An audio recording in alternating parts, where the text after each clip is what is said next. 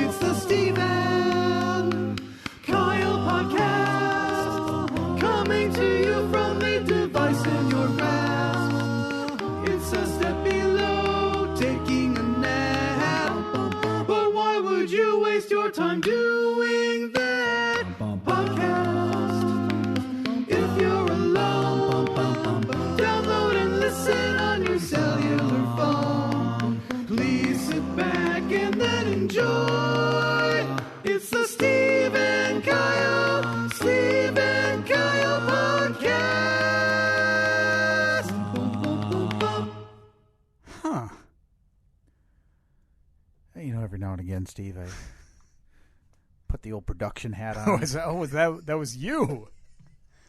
So truly proving that anybody, Dan Scheich, can do this? Oh, for God's sake. You know what I bet?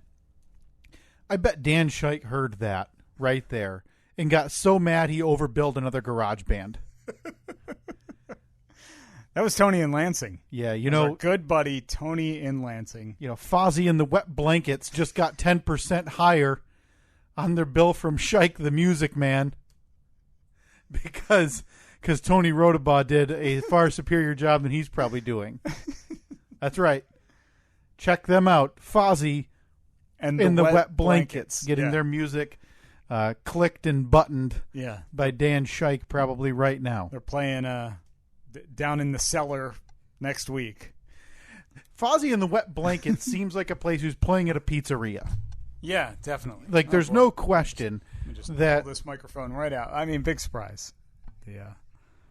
Actually, the mic stand hasn't been an issue for quite a while. No, it hasn't. Yeah, I mean, since you angrily started drilling mid-podcast, that has been solved. You know, speaking of Tony Rodabaugh, and I apologize if I'm pronouncing that wrong, but I think I got it. Yeah. Rodabaugh? He did send us a message, and I haven't replied because that's the kind of the way we handle personal messages around here. We beg for interaction Yes. and then ignore anyone who gives us that interaction. Precisely.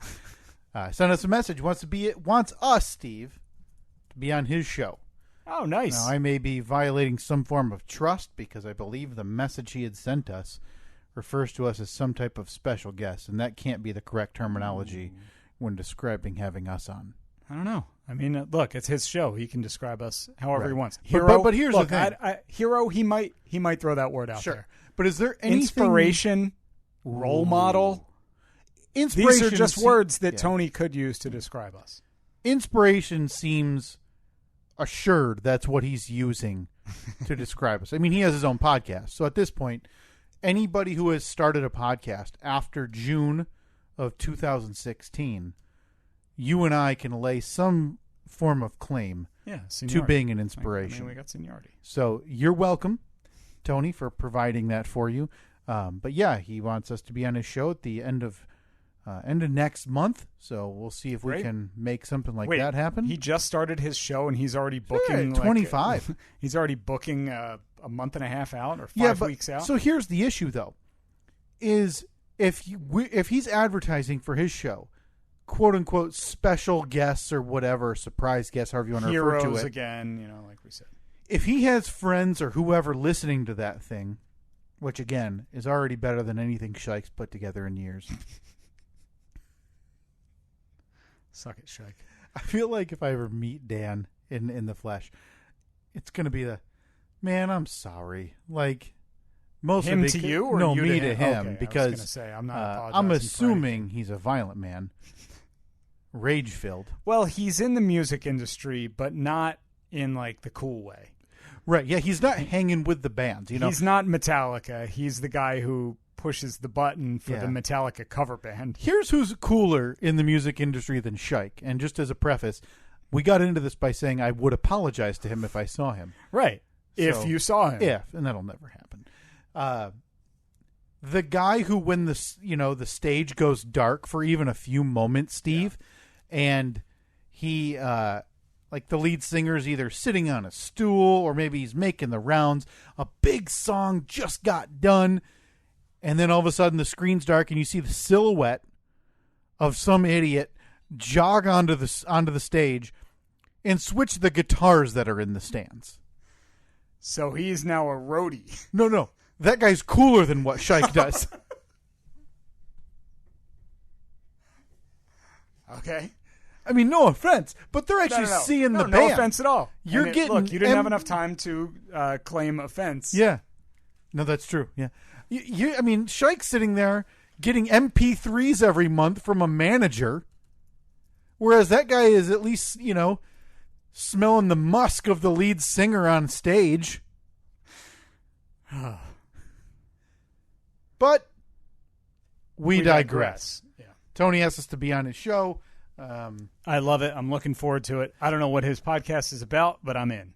Would there be a bigger disappointment, though, advertising to whatever his listening audience is? Special surprise guests, and then it's just your and I faces appearing on the Zoom or whatever. Hey. And everybody's just staring back because in what universe would they know who we are? Right. Well, I think it's all in the way that he builds us up. Right. It's all in the way that he announces it. Because he needs to make sure people know we're not people that they should know. Do we have a writer for our virtual appearances? Should we? Yeah. I don't know what we could ask for. At least 6 mentions of our, podcast specifics, social media, website, whatever. I would actually request that for that week you change the title to the Steve and Kyle Podcast Presents, the Tony Rodabaugh Podcast. I think that's only fair. Yeah. I think that's pretty standard operating procedure. But the Steve and Kyle tour around the podcast industry continues. Mm-hmm. We have an appearance some point in the next 2 weeks, I believe, with our friends Brian and Chrissy. We do, yeah. From the commercial break. Yep. And we'll be, listen, to show that we mean business, we're going out of our way to do that. That's not a regularly scheduled record date or time. It's going to be like a Tuesday. Yeah. I'm going to be in my bank gear. Speaking of which, right now, it is Sunday, July 25th, 2021, the year of our Lord. It's the Steve and Kyle Podcast. It is. Well, yeah, mention the time, too. It's 7:40 p.m. Ridiculous. Right now. It's 7:40 p.m., but for a good reason. Now, I was I was out of town yesterday and the first half of today, so I got back to the house around 3:30, 4 o'clock, and we were planning on just recording then. Mm-hmm. But I saw a friend of mine post on Facebook that he's in Tokyo. Sure. He is in Tokyo for the Olympics, which is one of the coolest things to know someone there. To me, that doesn't interest me to be involved because, well, at least this year, it's such a nightmare. Mm-hmm. Just such a nightmare with what they have to do from what I've heard. And that doesn't seem fun, Yeah. So he's over there. Now he's been to the Olympics. I think he said this is his 5th Olympics. So 5th Olympics. Yeah. So is he strictly involved with the Summer Olympics, meaning he's been going for 20 years? No, he's been to the Winter Olympics. Okay. I know he did some. He does. Now I'm going to be interested to find out exactly. I know that he works somehow with the U.S. water polo team. Sure. And he's a play-by-play guy. He's called a ton of different events. I sent you the list of all the different. He does basketball and football play-by-play as well, but he's over there. So originally I thought, I wonder if Greg is calling water polo matches again. So I messaged him. He said, no, he's not doing it this time. He's doing more like basically like press work for the water polo team. Gotcha. But I was like, man, it would be cool to have him on. Yeah. I think it would be really cool to get the perspective of any Olympics. This is the one. Someone on the ground. Where it's going to be completely different, I would assume, than... What do you think? Yeah, you think you can get one of the water polo players for us? Yeah. I mean, he could literally point at anyone in the room and say, hey, you want to be a water polo player? I mean, I feel like I'm ready to go if you can give me just a few seconds, Steve. Here as I type in, how do you play water polo? I'm all good. I think that'll be one of the main questions is how do you play water polo? Well, how does he? Because he is somebody who I went to college with Greg Meskel, and as far as I know, Greg wasn't big into water polo back in college. So he just this is a transformation. I believe that I have no idea if he has since taken up playing water polo, sure, or if this is just one of those things where he used his skill set kind of adapted it to a sport that he didn't necessarily know or was familiar with. Yeah. But he's like the go-to guy for water polo play-by-play. You're looking at going through the roster. Any one of these dudes could murder me. I believe he's primarily. I know that he does a lot of work specifically with the women's water polo team. Okay, I just pulled up the men. 6'5", 220, 6'4", 225, 6'6", 245. Imagine swimming towards that behemoth. No, and thinking, yeah, I'll swim right past him. Yeah, I'm going to be asking Greg. By the way, the reason I'm saying this is we're going to be talking to him in about 15 minutes. I thought that it would be a great opportunity. We had somebody that we were going to talk to today, but then with our scheduling changing, we had to push that back. Correct. So I thought I love talking to people that I know, but this is something. I mean, he's on the world stage right now over in Tokyo. Sure. I got a million different questions for him. Now I'm getting real self-centered here before we even talk to him. Of course. Yeah. Yeah, what do you think the odds are we can get some of those some trinkets back that he'd mail us? I mean, I'm sure he could. I mean, I don't know what they hand out. I'm just assuming. I want a press pass. I don't even want that. Here's Give what me I a want. lanyard. So for years, these stories have been legend in Olympic Village or whatever. I think it was Brazil, 2012. May have been 16. I don't know. Where they handed out, I think it was like 500,000 condoms. Oh, yeah. Something insane. Can we just get one? Yeah. Does it have like the Team USA logo on it or like the Olympic rings? And we're just going to put it on our, it's eventually for the merch table. It's going or for the table of honor, or the shelf of honor. Our curio cabinet. Yes. That we're planning for APS 4.0. new studio. Yeah. Because I don't want your standard stuff. Like, yeah, this is a keychain that I got, from, Team USA. Mm-hmm. Neat. Whatever. Keep it. I'm happy for you. No, I want, one of those pieces of cardboard from under the bed where the players and athletes aren't supposed to be having sex on them. Yeah. The anti-sex beds. I want something off the cuff. And so I want you to know in advance because you know Greg. Mm-hmm. I've never met Greg. I'm going to ask for stuff. Yeah. Well, I think that it's perfectly acceptable for garbage stuff. Yeah. Garbage. Again, I'm sure Greg's a nice guy. He's a great guy. So I'm very excited to get with him because what an opportunity. I mean, yeah, it's amazing for him to do that, but for us to be able to talk talk to somebody on the ground there this year is going to be really neat. Yeah. So the reason we had to record this so late is because in Tokyo they're 13 hours ahead of where we are right now. Yeah. So we're talking to him at 8 p.m. our time, which is 9 a.m. tomorrow. Yeah, his time. I mean, if you think about it, there's a chance. I mean, I don't know how those events occur, but things are pretty rigid over there. But there's still a chance that he could be, hey man, I can't do it. We've got, we're watching this event or we've got this practice now. Yeah. And what are we gonna? Hey, no! And then we sat here and recorded on a Sunday night at 8:00. Right, we could have recorded 5 hours ago, and then maybe we could I could be getting ready for bed now, like I normally am. Maybe we could just watch the Olympics while it happens. Yeah. Have you been watching much? Not much. We turn it on. I've been.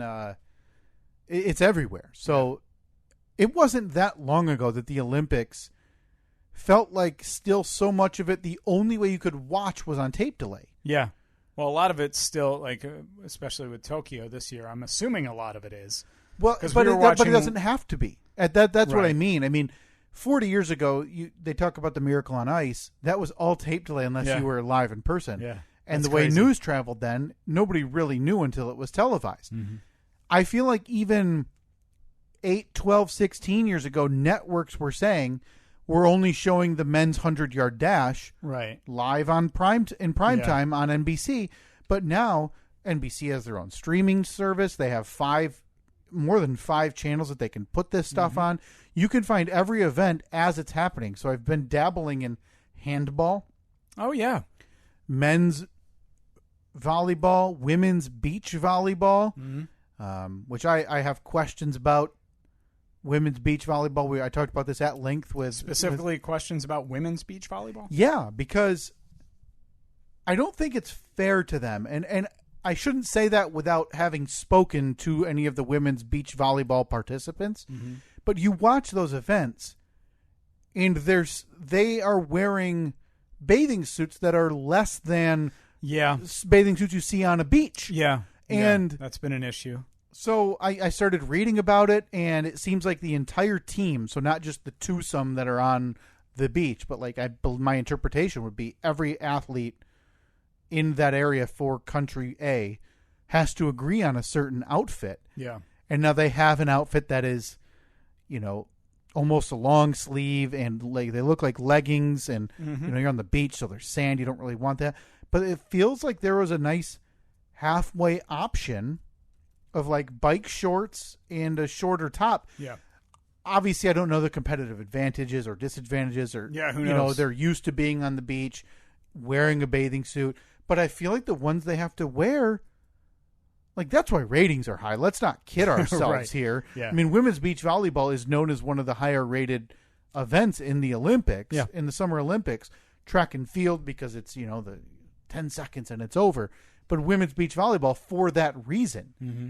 And, well, you can't be oblivious to the fact that it's because it's the skimpiest bikinis on some of the most athletic people you'll ever see. Beautiful people. Every person there. Which can be said about 99% of the people competing in the Olympics, men, women, no matter what sport you're doing. Chances are, if you're an Olympic-level athlete, you're a beautiful person. I had men's powerlifting on this afternoon. I couldn't take my eyes off this guy's quads. Never seen anything like it in my life, Steve. Yeah. I mean, they could have been train cars. Yeah. I'm pretty sure I heard a choo-choo when he lifted. I was watching swimming last night for a while. Various swim. It was cool to hear Swimming's exciting. It was cool to hear Michael Phelps doing play-by-play or doing like commentary on some of the events. It was interesting because they said that's the first Olympics since '96 that he hasn't participated in. And I don't look at him as somebody who would make that switch to commentating easily. No, I'd imagine that they asked him because they knew that viewership was going to be down for these. Right. Because he wasn't particularly good. I mean, he was fine. Mm-hmm. He interjected a few like, the last 15 meters, that's when they'll really do this, or this. Right. So that was kind of interesting to know. But it's this weird fascination, though, with all of sports media, all of them, that they feel like they need that former athlete in there. And in that role, in small doses, that can work. Mm-hmm. It's the problem when they try to make Michael Phelps the centerpiece. Yeah. That you hear so few stories about people in love with color commentators in sports. The only one I can think of off the top of my head on a national level is Tony Romo. Yeah. Who people adore. Yeah. Because it's a totally different set of talent than to be able to swim fast with your gangly monkey arms than to be able to know the ins and outs of broadcasting and where you're supposed to be talking and where you're not supposed to be talking. Right. It's a very fine line, but you're right. If you're the NBC, you pay billions of dollars for the Olympics. You pay whatever dollar to get the Olympians that United States viewers will know into the TV sets. Yeah. It's a smart move. But yeah, it doesn't take long nowadays for the internet to turn a very vile eye towards somebody in broadcasting if they make one mistake or they don't sound the smartest at one thing. So yeah, that's curious. And it's so weird though, because we talked about the tape delay. If you're not watching it live, you're watching it at 2 a.m. Mm-hmm. A lot of these women's gymnastics was on at 2 a.m. Eastern Standard last night. That's crazy. And it's 13 hours. So for them, it's 3 o'clock in the afternoon. But that's such a huge event. Yeah. And I believe they re-aired it, back in prime time, I'm guessing last night. Yeah. I didn't see, but that's an event. That's the event that America cares about. It was funny. I was watching some of the gymnastics last night. It was the men's. And so they do that thing in every sport where they give the team profiles and they flash up one of the guys or his discipline is this and this, and they show him doing his stuff in slow motion. And then they get to the one guy and you hear the electric guitar He's the bad boy. Yeah, and he like Vince turns his head, and it was funny to see him basically, like you just said, be referred to as the bad boy. And then they show him, and he's like, I mean, he's doing flips and stuff, while like dancing around, and I'm like, he's had 2 dress code violations and been tardy to 3 meetings. He's the bad boy, Colton. Like what? It's curious, man, but yeah, I mean the Olympics are. I more dabble. I don't get super involved in every event or a lot of the events. It's always neat to see. I like watching, and I'll tune in for a lot of the track and field stuff. But I don't follow it in advance at all. No. And this year especially, not knowing if it was even going to happen up until a week ago. Yeah. Like, is Usain Bolt running still? Is he still? I have no idea. He still an athlete? No like clue. in the Olympics? I don't know. I mean, these aren't names either, and they're not meant to be names for the most part. 98% of Olympians are not your household name like a professional athlete, right? Except for, look, there's one where when I was watching at work the other day, the TV in the studio was tuned to NBC, and we had the opening ceremonies on. Where they're all marching in, because it was very strange just watching them walk into an empty arena. Yeah. But there was one name I knew, and by name I mean not actual name. Was it shirtless Tongan guy? Greased up Tonga man. Don't have any idea what event. What was he back doing? He was just carrying. He was carrying I think he was carrying the flag. Oh, good for him. He was the star. I'm not sure. It was 2016. It was 16. Yeah, so I'm not sure if he's back competing in whatever event. I feel like it was one of those events. Or if he's now like the token Tongan guy. Yeah. Who I like wonder, he's on Tongan Wheaties.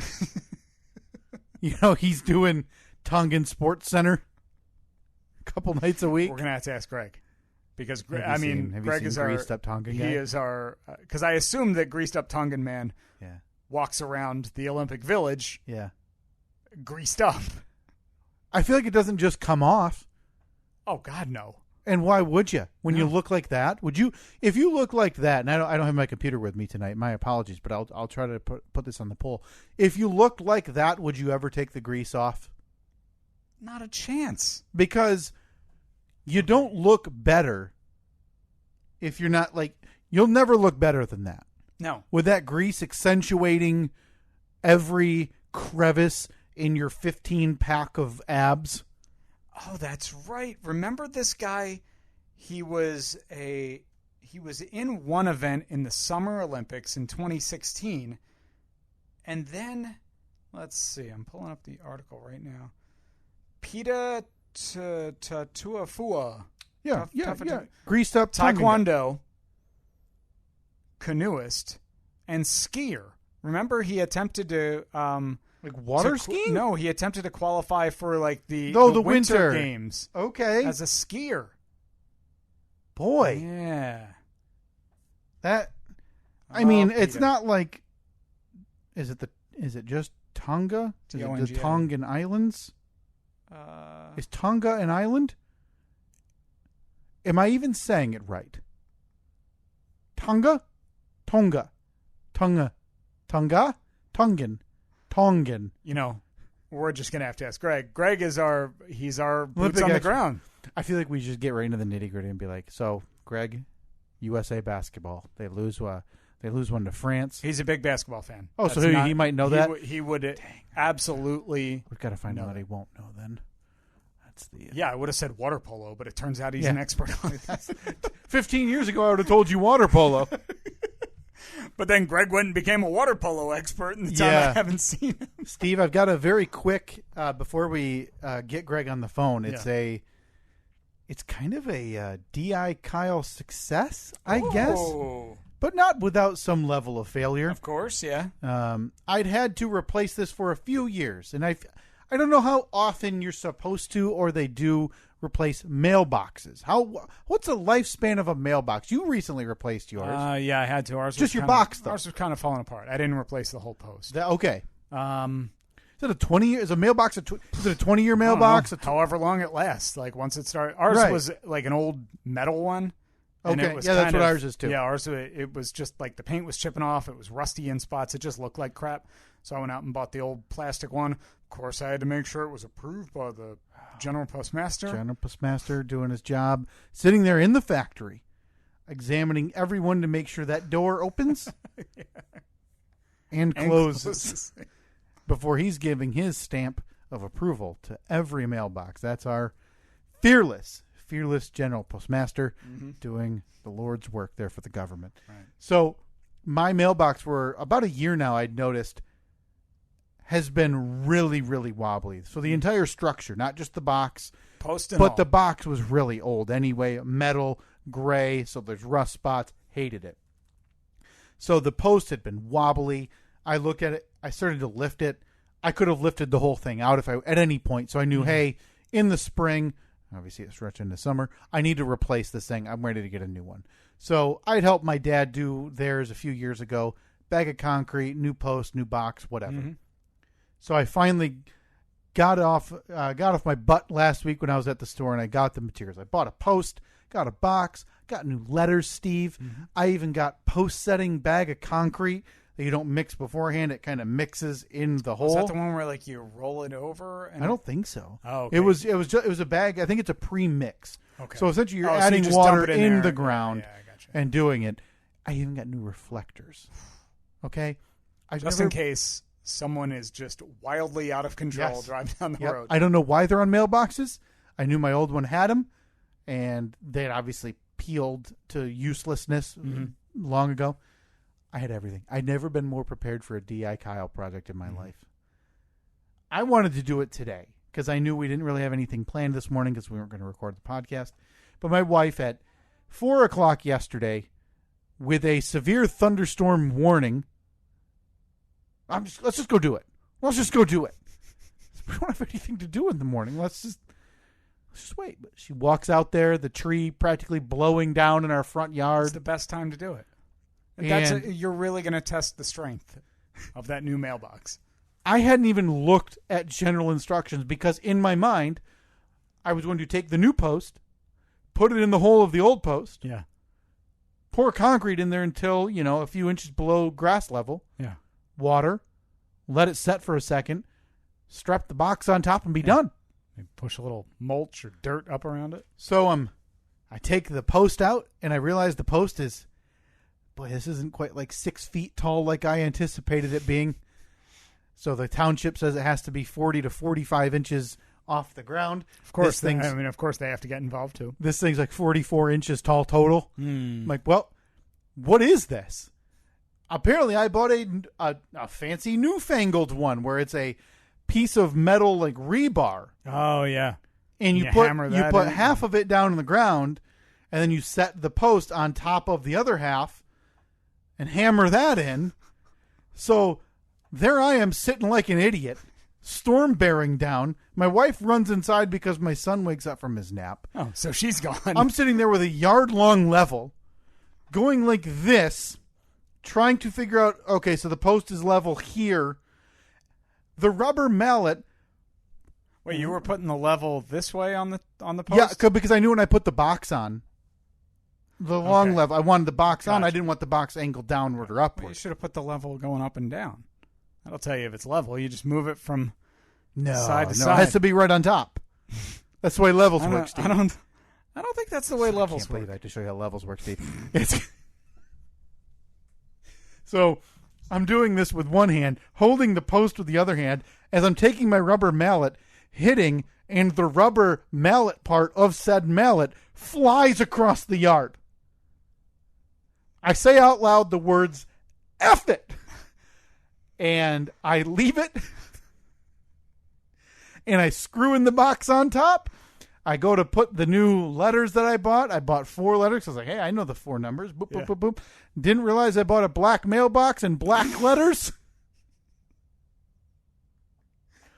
So there I was making trip number 2 for a mailbox to the Nice. store today, Steve, Okay. to get white letters for my black mailbox that is probably going to blow over if a breeze hits it the wrong way. Yeah, it doesn't sound like it's I secured. can't tell you how happy I was before this. I mean, I thought I nailed it. I thought I've got every tool plus some that I need. But that's for always this. how it is, man. That's always how It's it just is. infuriating. This was so simple. My old mailbox came up, honest to God, like a knife through butter. It was nothing, and the bottom was rotted away into a near dagger. Yeah. Oh, I'm glad you let me get that off my chest. Hey, I'm happy to let you. I feel like I should have saved it so we could have expounded on a little bit more next week. Because, That's all right. Because we've got to get your buddy Greg on the phone. Yeah, we want to get Greg Meskel on the phone. Let's give him a call right now. Live from Tokyo. Yeah.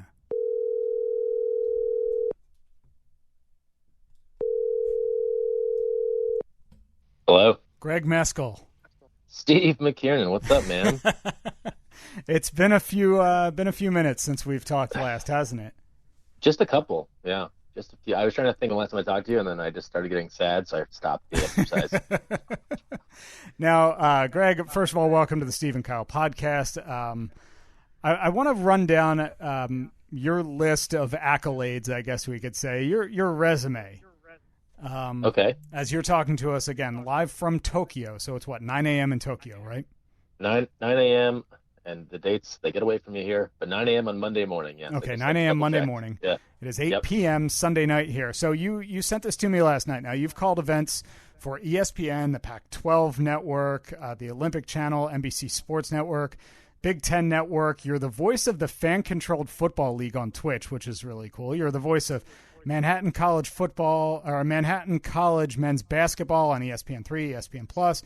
You've served as a reporter and play-by-play for Westwood One, NBC Radio at the 2018 Winter Olympics in South Korea. You've called a ton of water polo events for the national team, NCAA championship, world championships, etc.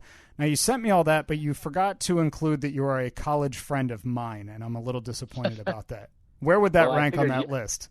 I figured you had that part down, so that was the one thing you did know, and then I would give you the rest. That's way up there. You know, it was like talking to Shaun White and then knowing Steve McKiernan. Those were like neck and neck. So you're at the Olympics, man. How cool is that? This is your fifth Olympics? Fifth Olympics overall. It's very cool. It's certainly a strange one with no fans and all the different protocols in place. But I think everyone that's here would tell you that they feel fortunate to be able to take part in such an oddly historic event. I mean, the Olympics is such an amazing experience to begin with. Anytime you can go to one, and I always tell people if they can get to one, do it. It's just an awesome sports experience, an awesome cultural experience, all of that. But yeah, it's strange just being at venues and you really hear everything because there's just media there and just other essential staff, and so that's been different. It's going to be interesting to see, as we progress and more medals are won. Those are those really big Olympic moments where there's not the reaction of the fans, the family, that sort of stuff. So I think that's going to be a very different feel, certainly as a spectator, media member, but then especially I think for the athletes. Yeah, Greg, this is Kyle. Glad to have you on. Thrilled to talk to you. Steve was telling me before we started recording, you never touched water polo in college. That I know. I said, to be fair, I said not Correct. That I know. Sorry. I'm confident in saying that you weren't a big water polo fan when I knew you, correct? This is an accurate statement, and Kyle, good to be with you as well. So how do you get there? Jersey, that's a question I get asked often, and now the running joke is I've known the sport for so long that I just claim I played for a program that no longer exists. Right. The old Bearcats, they got cut a couple of years ago. Remember them? Sure, yeah. But yeah. A very limited water polo knowledge. So I was a pool lifeguard as a teenager and like early years of college, and at this community pool in New Jersey, they played water polo in like the rec hour, like 4 p.m. every afternoon. But that was really all I knew, and knowing what I know now, that was not really water polo. That was, 50 kids in the dive tank just pegging each other with a volleyball. basically dodgeball in a pool. Exactly. So really random journey. After college, I had worked behind the scenes in a bunch of TV networks, but I was also doing play-by-play for Wagner College football and basketball. And then I was there a couple of years, and they needed help in their sports information department. And it was a chance to go and be a GA and get a master's and work for them while also still doing everything else I was doing, the radio broadcasting and working in TV. And when I was there, everyone gets assigned sports, and it's just funny, like fateful decisions, right? That you would never know where they'll lead you. But they had said, okay, you're going to do, everyone helps out in football. You're going to do swimming, you're going to do track and field, and then you can do wrestling or water polo. What do you think? And I had met the water polo coach, seemed like a nice guy, and I was like, that seems fun. I'm already doing the aquatics thing already with swimming. Yeah. So I'll do that. And that was like a 2-year crash course in understanding the sport, and it was a good team on the East Coast, and they made the NCAA championships and got to kind of, see that level of it. And I finished with that 1 year, and the next year I was at the Olympic Games. And That's it was so crazy. Wow. And it was weird to go from that level to then the most elite level. And it's been kind of a journey since, and I can belabor you guys with more about this, but it's just kind of been a weird run of kind of doing that, and then through that sport, and you guys know, working in media, like there's no one path to getting to where you want to go. Yeah, everyone's different. Everyone's different. That kind of allowed me to route back into the broadcasting and actually get opportunities that I don't know I would have gotten if I had just stayed in the football, basketball world, which is where a lot of people reside. So, yeah. So do you think strange journey? Could you say that you probably benefited from the fact that there isn't a ton? I mean, let's be honest. There's not a ton of focus on water polo in this country. So, I mean, if you can get in, it's not really a surprise that you elevated so quickly. No, you're exactly right. There's not a lot of people doing it. Now, the one downside is, right, there's not a lot of coverage for it. So if you're into broadcasting, that sort of thing, there aren't a ton of opportunities. But one of the good things that was helpful about it is that the events that were getting on television and were getting streamed, that sort of thing, I started to get into those, and then those places did other sports. And so I'd had a history of doing other things before water polo, football, basketball, like we're talking about. So it was like, hey, I can also do this. And so that was kind of a roundabout way to getting some of those chances that if I had just said, hey, this is what I do, it's with hiring and all that stuff, I think people want to have confidence that someone can do it, and they kind of want to have seen their work a bit. And so it's a little bit more translatable if they've seen you kind of do something else before you're kind of just coming in cold. Sure. Can you tell us a little bit about Olympic Village and kind of the differences, obviously the massive differences between now and the other Olympics you've been to, because it just doesn't seem like this joyful, fun experience that you hear about in the media all the time for the athletes as well as you guys. Yeah, I think that the people that are in the village now, it seems like they're having a good time. Media aren't allowed to stay in the village, and so typically in past Olympic Games, a little bit easier to be able to go visit the village and see what that's like. But obviously with COVID, they've really restricted that access, so there's not even what they would call like a day pass to go in there and see. Mm-hmm. So I think there's just a lot of restrictions in place for everybody to try and keep that social distance, make sure you're wearing your mask, you're doing your testing, all of that stuff. So that stuff just inherently takes a little bit of the energy out of it. If you're kind of having that in the back of your mind, especially for the athletes, and you've seen it already with a couple having positive tests, that would be a nightmare I can't even imagine. I mean, to put all of this time and effort in, and then you get somewhere, and even if you're vaccinated, right, you can still test positive, and that kind of could potentially end your Olympic journey, especially if you're not a long-term sport, right? If you're not a team sport that's playing the entire Olympic Games, you're pretty much done. Yeah. You're not going to get a chance to play or compete, and you've worked so hard at that. So I could see why there might be a little like walking on eggshells for some of these people. I know for me, I'd want to be like wrapped in bubble tape, like stay away from me until I do my event, and then we can hang out. To kind of speaking to that, what was the process like, kind of those 2 weeks leading up to you leaving for Tokyo? And then what was it like getting there? Was there more strict, hey, that you need another test when you land type of thing? What was that process like for you before even getting there? Yeah, tons of protocols. So, obviously they want you monitoring your own health in the lead up, if you're not feeling well, that sort of stuff. You had to take 2 tests, 96 hours out and 72 hours out, that were done kind of on your own, but they reported, and it had to, you had to have like official documentation. It couldn't be like a thing where it's like, yeah, I got it from CVS and it's fine. Yeah. And then, when you get to the airport, obviously you have to have all that documentation with you. I mean, so much paperwork, like just papers and papers and copies of those papers. And then the flight itself largely uneventful. But then when you land again, additional screening. So again, you're showing this documentation a lot. You're getting temperature check. You're doing another COVID test at the airport, and so it's been a fun, little parlor game. Hey, how long did it take you to get out of the airport? Because Oh. it's ranged from like 3 on the fast side to like 8 to 10 on the slow side. How was I was yours? somewhere landed at 4 p.m. and I was at a hotel a little before midnight, and I consider that a win. That's Like, not I was bad. like, yeah, I was like, if I can get out of here and get to that hotel like in like 8 hour shot, that's like not terrible. 6-8 hours. Yeah, So- that's not Oh. that's not the worst. So what you've been there for what, about 4 days at this point? 3-4 days? I was just looking at that. So I left on a Monday. It is a Monday. I mean, let's call it 6 days. So yeah, because you kind of lose a day in there. So what You do. what now when you're not working, because you're doing basically you do like press work for the water polo team, correct?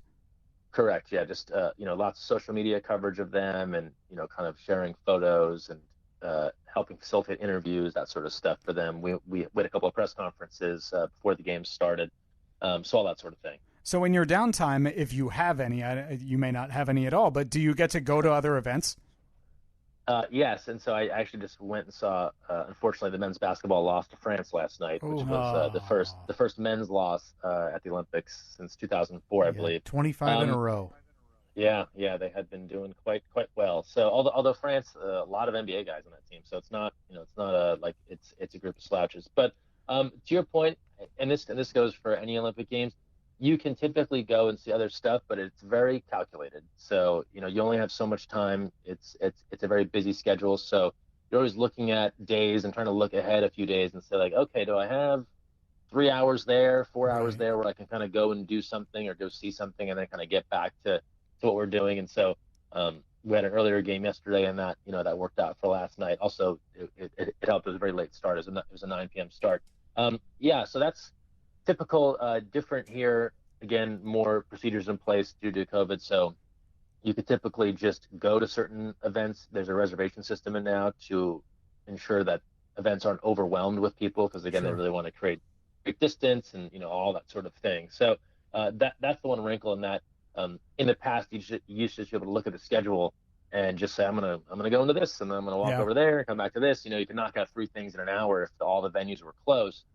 And so that's a little bit of a different challenge. You have to even be more of a planner this time around. Is there anything specific you're looking forward to going and seeing? Because I know that you're a basketball fan, so I'm assuming you were looking forward to last night's game. Totally, yeah. So I always try and see at least a basketball game. I'd like to go see a women's game as well. Swimming is next to water polo, so if I can get over to there, that's always usually a fun environment. And there's so many strong athletes.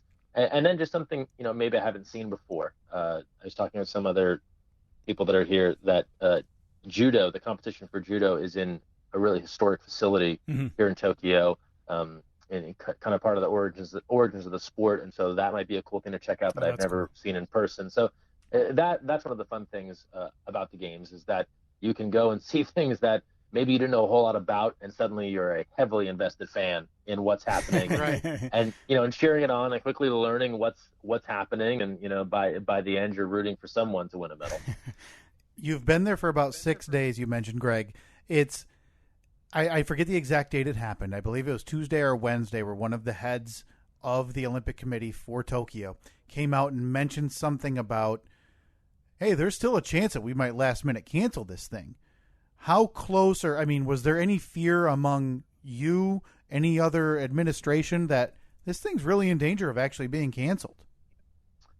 I didn't personally think so, just because you had so many people already here and the schedules were about to begin. There's competition before the opening ceremony. I know some people think that's when it starts, right? But softball, other things had begun a few days earlier. So, no, at that point, and that goes for so many things that we heard over the last few months where there was questions about are the games in jeopardy, that sort of thing. And this is so cliche from like an athlete standpoint, but the old control what you can control. And you really do kind of have to just put the horse blinders on and kind of look ahead as if things are going to happen until someone tells you that they're not going to happen, because otherwise you could spend all day worrying about what might not be. And that doesn't just go for these Olympics. Every one, maybe save for one of them I've been to, there's been some sort of thing before the games that was going to be the biggest problem. And, oh, man, what are we going to do? And then it starts. You guys will recall before Rio, Zika virus, mosquitoes, big deal, right? Everyone's very concerned. It's going to be a problem. I swear to you, I for 3 weeks, I did not see a mosquito. Not a mosquito, not a bug. Now, I'm sure they were there. I didn't see them. I still have 9 large bottles of like mosquito spray from Amazon that were unused.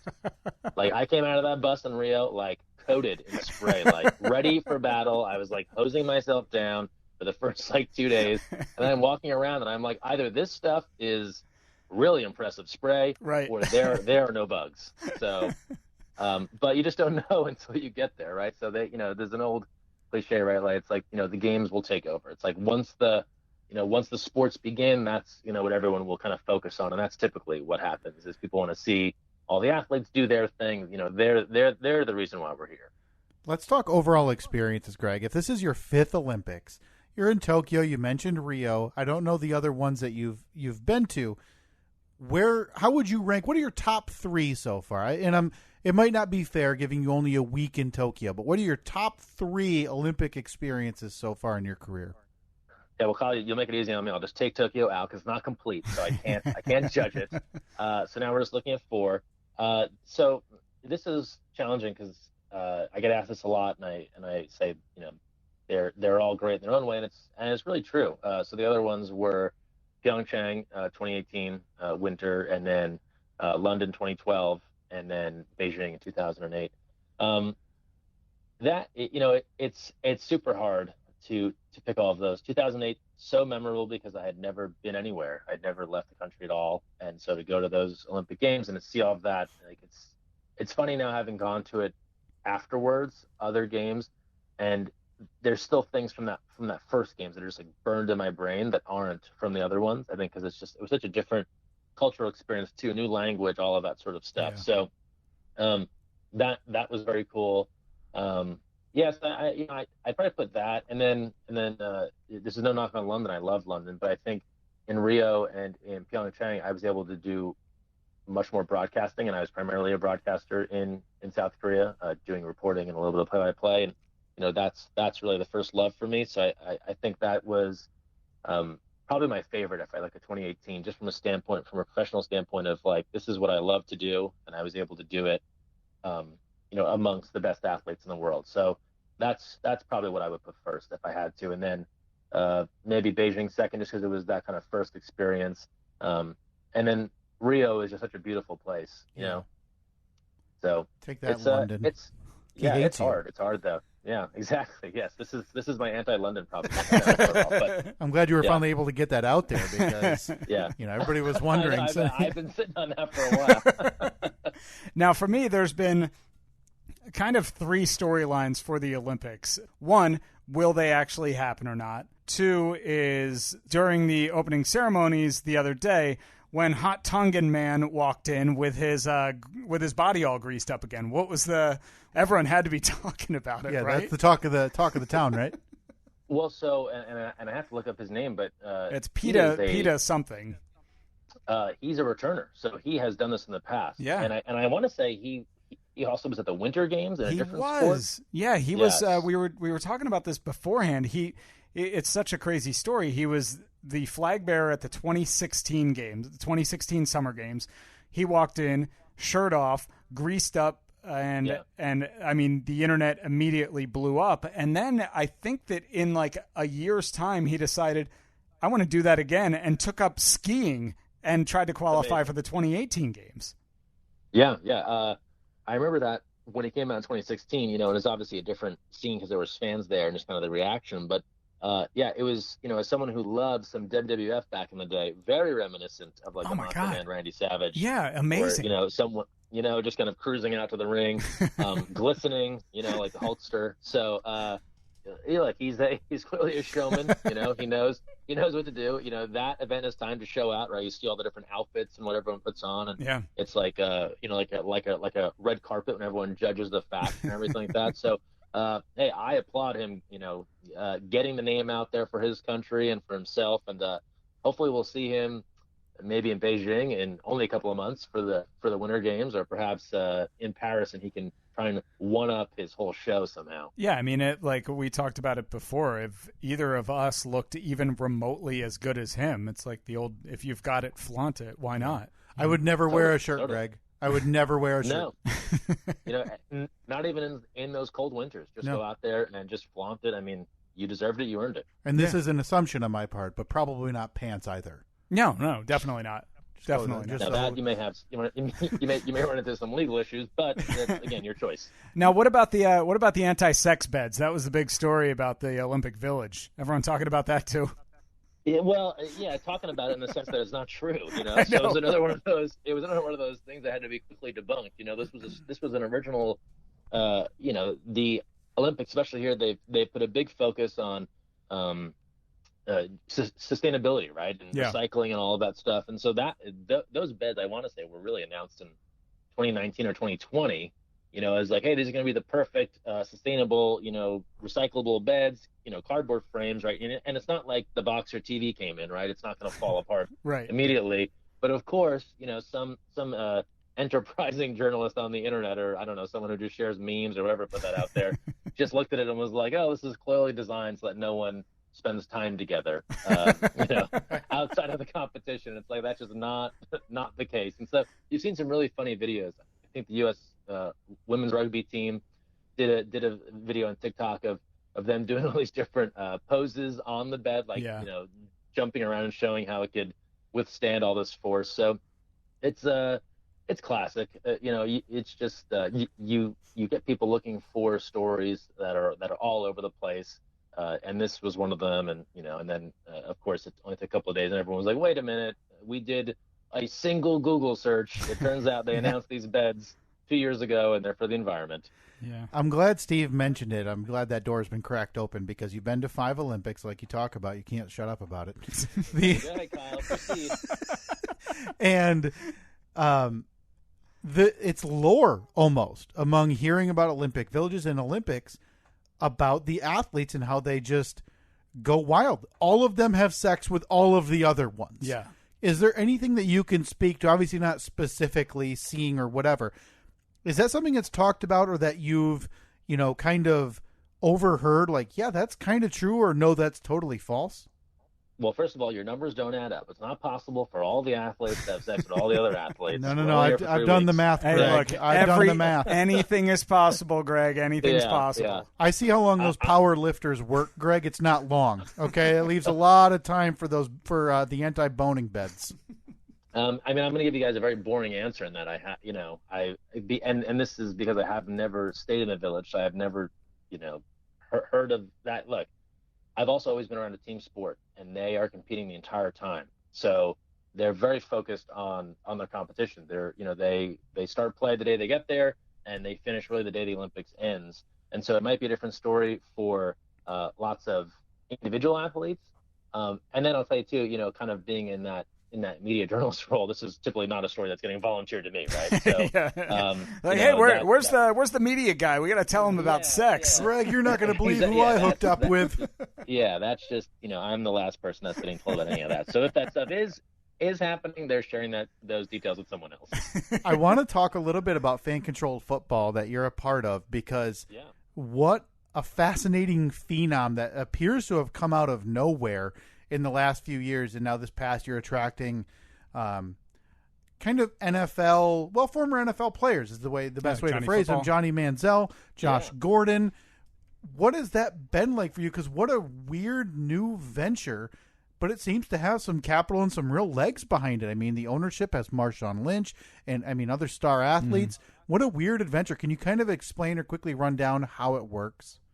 Yeah, it was such a cool experience. Season 1, we're excited for season 2. Details on that haven't been announced yet, but looking forward to when that takes place. But four founders, one of them, Ray Austin, played in the NFL for a couple of years. This was kind of their vision. They all kind of got together. Sohrab, Grant, Patrick, the other 3, all kind of brought different skill sets to come together. Almost like the old Captain Planet cartoon, when their powers combine, right? We get fan-controlled football. And so it's a mix of live action football and video games. So it really appeals to the esports community, but also the person that that loves football. Essentially, this past season, four teams. It's indoor arena football, 50-yard field, and as a fan, if you want to be fully involved, you could just watch and just enjoy the football. But as a fan, if you want to be fully involved and play, you download their app or you install an extension on your Twitch screen, and you pick one team. That's your team that you root for. And when that team is on offense, you're calling the plays. And majority wins on the play that they run. And so you get points if the play is successful. If you're smart enough to pick a play that didn't work, so they didn't use your play call and it was a dud, you get points for that too, for being smarter than the rest of the crowd. And so that's how kind of what we call fan IQ would grow throughout the season. And so that combined with some really exciting finishes, some well-known names, Johnny Manziel, Josh Gordon, you guys mentioned them, and then some people that maybe people hadn't heard of, but really uses the chance to shine. There's a great receiver, Travis Toivonen. He parlayed this into a contract with the Seahawks. So there's people that use this as kind of a great springboard for the next thing, or maybe they'll be back next season. And it was just kind of the mix of all of that. And then you add in the element of the Twitch chat, which as a broadcaster, I hadn't done a lot of. Typically on network stuff, you're not getting that instant feedback. Maybe someone's texting you or something, you're getting tweeted at. But This is just this stream of comments that is moving so fast. It's really hard to kind of pick off what's being said, but you kind of go back and look through. And so to get that instant feedback was also super interesting. I don't know if you guys on your show, it'd be interesting, right, to have someone literally constantly telling you, no, not that. Hey, what about this? Yeah. No, that was dumb. Wait, Steve, why? So that was kind of interesting to see. You kind of take it with a grain of salt, but all of that mixed together, like new next level sort of broadcast.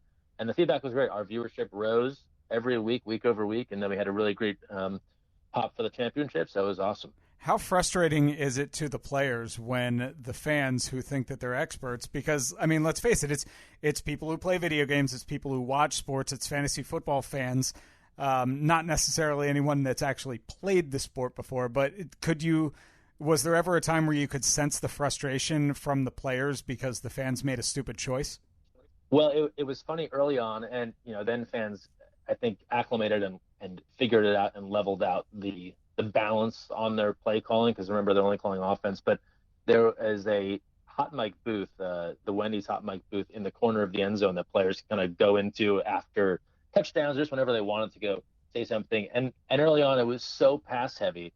You had some of the running backs, they would just be like, please run the ball, pick any run at all, give us a chance, And like every play can't be a flea flicker. It can't always just be drop back pass, And then eventually you saw the teams that really balanced that out, and it was interesting to see which teams took on a real community approach where they really were like collaborating on like, okay, what's our strategy? Which that's a challenge in itself, and it ended up being a team that won the title, the Wild Aces. Greg Miller and his crew, they did a great job of kind of organizing. Okay, this is the type of football we want to play, and this is what do you guys think about this or that, and really kind of coalesced into a virtual team, if you will, kind of selecting what they wanted to do going forward. And it was really funny to see it kind of evolve over time. It's funny because on my actual job on the radio show, we played from time to time. We played some highlights from the Fan Controlled Football League throughout the season. That's awesome. And at one point, we played a clip. I think it was like one of the Johnny Manziel clips or something. And I'm listening to it, and I'm like, wait a minute, I know that voice. And then I go back and I realize like the exact clip that we're playing, you had just posted on your Facebook page earlier in the day. And I'm like, oh my God, that's great. It's Greg. I know this guy. And it's weird because I have like this odd sense of pride because I know that guy and he's doing good things and we went to school together, and it was one of those really cool moments to hear. Oh no, totally. I think I feel the same way. I see all the stuff that you post, and it's cool. And you've been in it long enough to know now, and you know all the people that we came up with. It's a battle of attrition to kind of keep it going in this. So, how many people that were good at this, and for whatever reason it just didn't work out, or they had to go in a different direction. And so when someone's able to kind of stay in there and make this thing happen, I think we all feel like a collective sense of like, all right, that's great. That's like good for us and good for them. Yeah, like you said, the numbers are definitely dwindling because we graduated nearly 20 years ago, like 18, 19 years ago, or whatever it was. And I mean, I can count on one hand the amount of people that are still in the broadcast field. So when I see somebody doing cool things, it's really cool to hear. Yeah, no, same. It's a battle. It's you have to stay in there and hope. Just keep on hoping it's gonna work out. Yeah, right. Well, one of you is in Tokyo at their 5th Olympics, which we can't hear the end about it. yeah, and the other one is sitting in my basement talking to the guy that's at the Olympics. Hey, everyone's working from home now, guys. Your basement would be a fantastic place to be. Greg, before we get you out of here, man, we know you probably have a busy day over there. The niceties are over. All right. You've been to 5 Olympics. Again, you don't shut the hell up about it. You're a recognizable face. Picking up some hostility here. Yeah. Oh, I see you've met Kyle. Yeah. You're a recognizable face, so you can probably get into rooms that a lot of time years ago people would have given you a second glance. Said, "Hey, who's that guy? What does he think he's doing?" Can I ask you just one favor? We would like from the Tokyo Olympics 2020/2021 some type of trinket. Maybe it's something that you've grabbed while you're there. Maybe it's something they gave you. What my dream is, because again, it's in the news. I feel like every Olympics they talk about, they're distributing 500,000 condoms to all the athletes.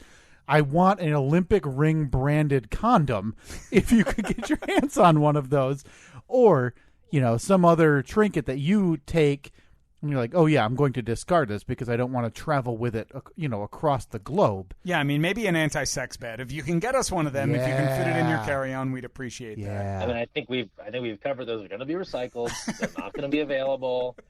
It would be very unsustainable for me to take one, bring it all the way home, and then try and recycle it there. That'd look really cool in the corner of our studio, though, Greg. I mean, and really God knows cool. What Kyle would do with it. So, yes. Kyle, I think your long-winded way of asking for a souvenir, no problem, good sir. But we don't want a lanyard, because I feel like you could get that off of eBay for a few bucks. Because again, that's something that you're going to discard anyway, right? I mean, do you have keepsakes from all of your Olympics that you've worked? Yeah, there's something I try and keep from everyone. Pins are a big deal at the Olympics, and really? That has kind of been pin trading and the pin culture of the Olympics, and it's taken a hit this time with no fans. That is a huge part of the Olympic Games.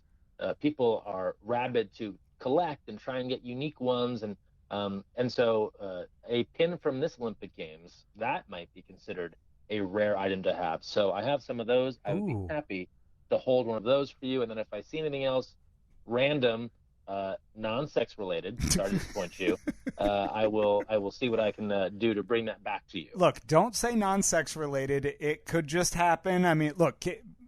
Keep the possibility open. It could possibly happen. If you happen to walk past a bowl of Olympic-branded condoms, reach in there, grab a couple of them, and send them our way, okay? This has been noted. Or, again, don't rule it out. If you run into one of those cardboard disasters, just throw that over your shoulder on your way to the airport, bring her on home as a personal item. Yeah, that'll definitely fit in the overhead compartment.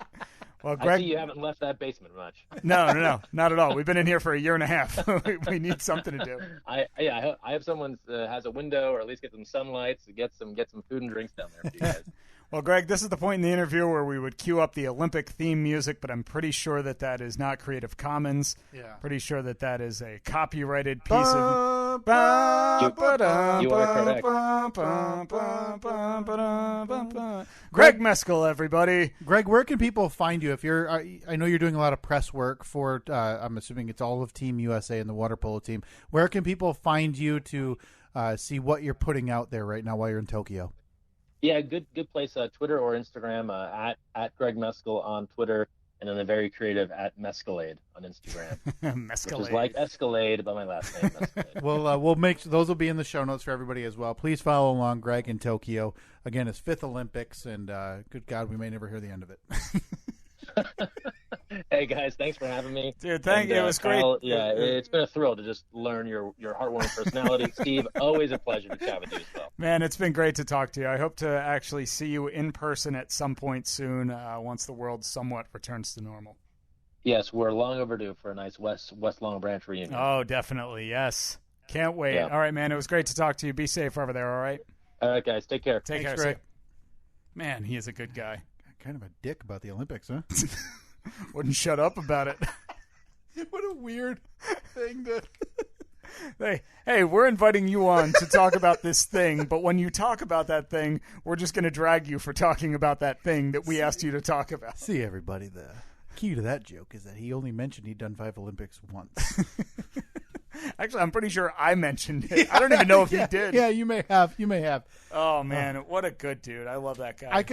I still have a litany of questions. One about fan control football still, but yeah, I could have talked to him again, but I feel like it's my way with everybody we talk about. I mean, the food options, like what do they do? Is it cafeteria style? Is it like cuisine or is it garbage? What are people? Yeah, these what are people things craving where over like there? Emerald is there cooking for everybody. I just have so many questions, and that it's such a fascinating experience that it's hard for me to overlook the Olympics when they depart, because when they depart, they leave a wake of debt, devastation, and empty buildings in every town that they go to. Yeah.